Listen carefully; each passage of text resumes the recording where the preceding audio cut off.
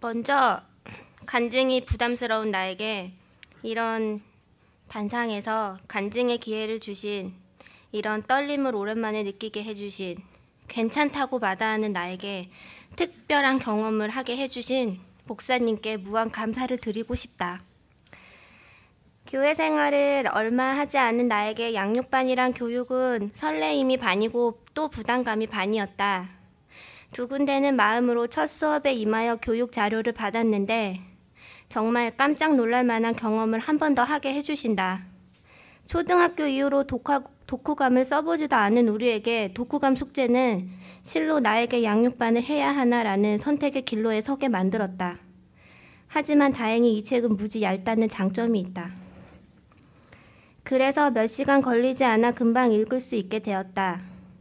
차마 신이 없다고 말하기 전에 처음 제목을 보고 내가 생각한 내용과 비슷하지 않을까? 라는 생각을 하였을 만큼 제목은 내게 크게 영감을 주지 않았다.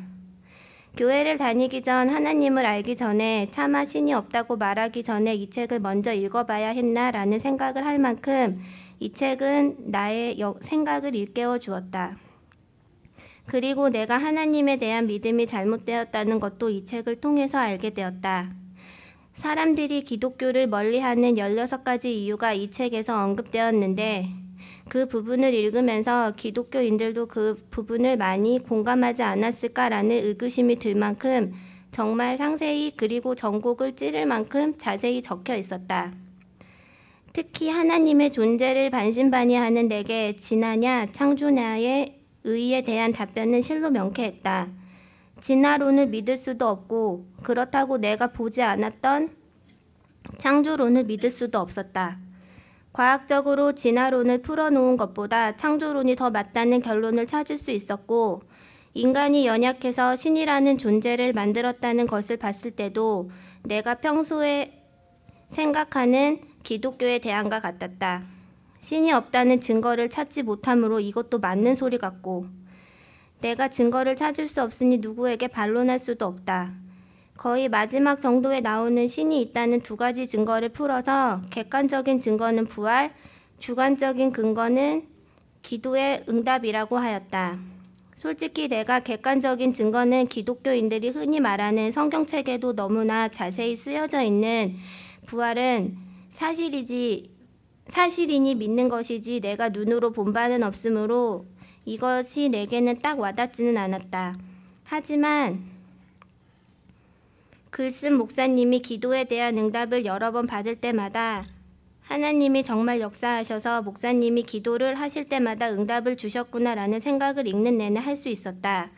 내 경험을 빗대어 생각해보면 나도 하나님의 존재를 그때는 믿지 않았지만 내가 기도하는 것에 대한 응답을 받은 것 같다.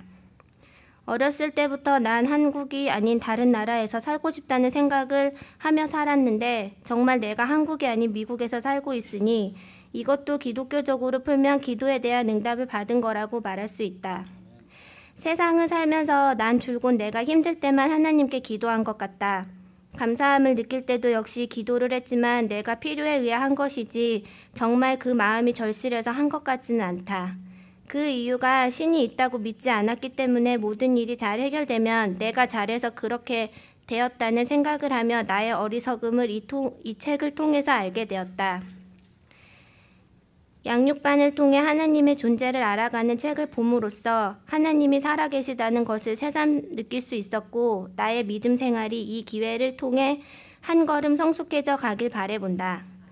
8주 과정을 통해 내가 교회에 대한 마음가짐이 약간은 변화되어 가는 것을 느꼈다.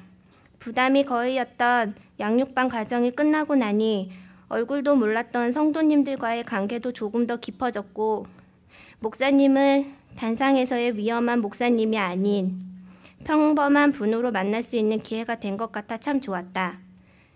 기도의 5손가락, 말씀의 5손가락을 배우며 그동안 기도의 방법조차 몰랐던 나에게 그래도 감사의 기도는 할 수 있을 만큼의 그릇을 가지게 되었고 설교 시간의 나눔지로 잠깐의 시간을 내며 하는 묵상의 큰 의미에 대해서도 알 수 있는 좋은 기회였다고 생각한다.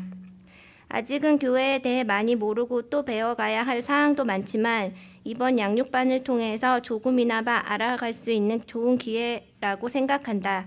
처음에는 모든 것들이 부담으로만 다가왔지만 끝내고 나니 배울 수 있는 기회가 있어서 다행이었다는 생각이 든다.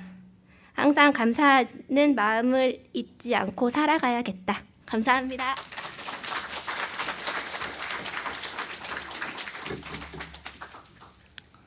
진심으로 감사합니다.